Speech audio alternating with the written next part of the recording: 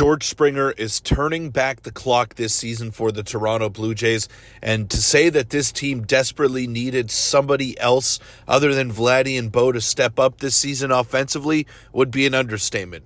But George Springer has been that guy for them, and he has come up with big hits all season long that have helped the Blue Jays remain in striking distance for first place in the American League East. So we'll break that down and much more on this episode of 3 Up, 3 Down. Welcome in, everybody, to 3 Up, 3 Down. I'm your host, Peter Vryonis, and George Springer has been a player that has flown under the radar this season, not among Blue Jay fans, but just among Major League Baseball circles in general. Now, let's preface this by saying he is no longer the same player that he used to be, which was a dynamic outfielder who can play some really good defense in the corners, play above average defense in center field, steal bases for you, the whole nine. George Springer was once a five-tool player.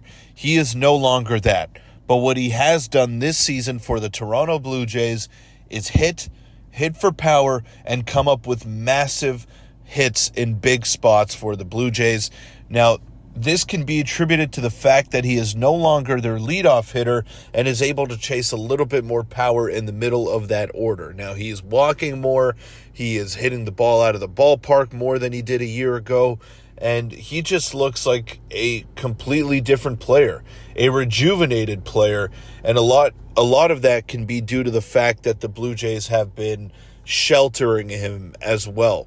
A lot of DH days, a lot of pinch hit opportunities, not playing every day in the outfield, trying to keep him healthy, trying to keep him fresh, because they know that his veteran leadership is something that the Blue Jays could definitely rely on as the season goes along here. But as I mentioned off the top, they're just 2.5 games back of the New York Yankees. They have a 42-36 record, which is not bad considering the way that they started off the year. And they're playing some pretty good baseball as of late, despite losing a series to the lowly Chicago White Sox.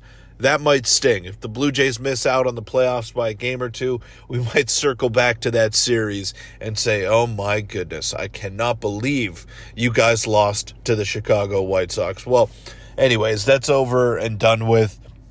The Blue Jays kicked off a series last night with the Cleveland Guardians, and I made a video about George Springer today because he hit a massive grand slam yesterday to basically put a stamp on the game, signed, sealed, and delivered. And what a hit that was. George Springer with a 3-hit game yesterday.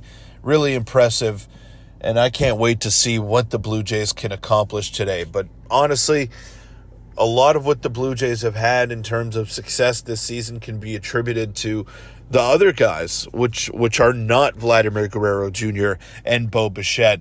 I mean, Vladdy and Bo have really been average or above average, I would say, according to their standards, but it's not enough if the Blue Jays want to accomplish something special this year.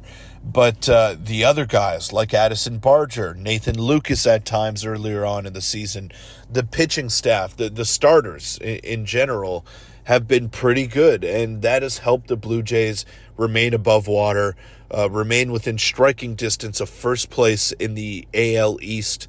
It can be attributed to the secondary guys and not necessarily the top dogs that we look at. Alejandro Kirk as well has arguably been the best player for the Blue Jays this season. And George Springer is right in that mix as well. It's been impressive to watch. The Blue Jays needed some contributions from others than Vladdy and Bo, and they have gotten it in the form of George Springer, Alejandro Kirk, Addison Barger, a ton of other guys have chipped in, and the Blue Jays are right there. They look to get back to their winning ways tonight against the Cleveland Guardians. I'll see you all tomorrow.